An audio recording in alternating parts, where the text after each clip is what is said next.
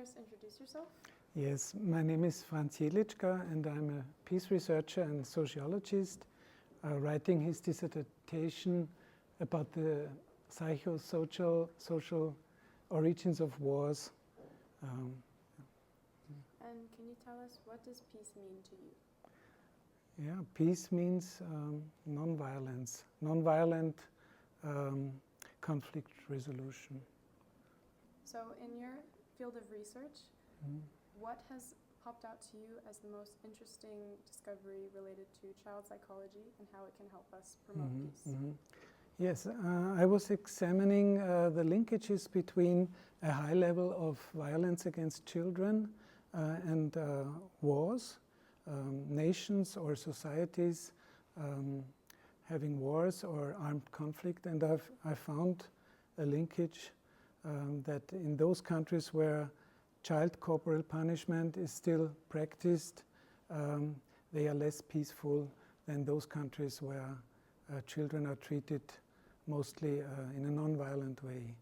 And I broadened this focus, examining other forms of violence, like violence against women, the capital punishment, and especially the legislation regarding these forms of violence. So the conclusion was, in countries where many forms of violence are still legal, are less peaceful, whereas, for example, in Austria, all forms of violence are prohibited by the law. Yes, I found your 3 points on what makes a country peaceful very interesting, that there must be democratic, and that they must have consistent nonviolence, and that there must be equality between women. I thought that was very helpful in examining how we can reach towards peace. I'm also wondering about something that you brought up in the conference about a kindergarten where they start the mornings speaking about how we can help maybe a sick child.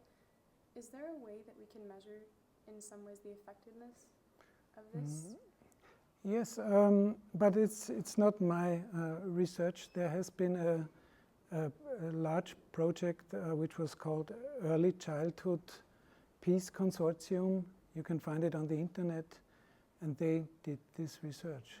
They made seminars also for parents, and yeah, but of course it takes several years until these children grow up to be in a city. Yeah. Is there any just advice that you can give to somebody interested in pursuing research in the field of how to make equality for women more accessible, or help against violence against children?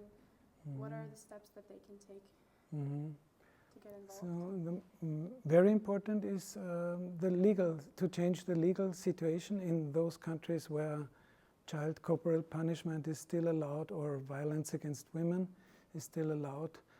But of course also in a private surrounding you can change these habits.